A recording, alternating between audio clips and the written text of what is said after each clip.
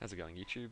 Um, Dylan here. I'm just doing a tutorial on After Effects on how to stabilize some simple footage with After Effects CS5.5, which is actually really easy to do, and I'll show you how to do it here. So just grab open After Effects right now. Um, there's one I prepared earlier, but what I'll do is I'll just go through the steps. So we have a video here. Just create a new composition for you, and as you can see, this video, once it buffers, it's just of the camera coming up behind. It's from a video I did last week. So first things first, we want to cut to where we want it. So what I'll do is I'll just grab up to about there, and that's a good finishing point. Just grab that down to there. Alright, so as you can see, if I play it through, it's a bit jerky. We did use a fig rig for it, which is just stabilizes the motion a bit, but it was still a bit too jerky, I reckon. So what I usually do with shots like this is I use the warp stabilization feature in After Effects CS5.5, which can be found under Effects menu, under Distort, and then Warp Stabilizer, just here. Or you can just go, you can right click and go Stabilize Motion, which is also a shortcut to it.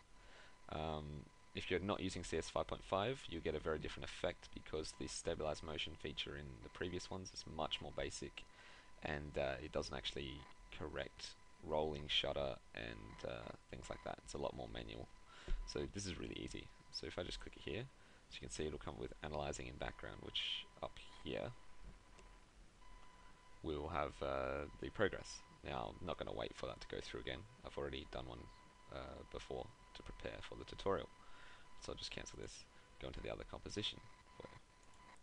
So this is the similar result you may get, because by default it's going to go to 50% smoothness, which is basically really smooth, and it's really smoothed out all the motion. But the side effect is that it has to cut and like zoom in, which reduces the overall quality of the image, and obviously we can't see the top of Kim's head. So what I usually like to do is I don't like it to do it really smooth. I just like to put this down to around 8 or 10%. Let that stabilize it.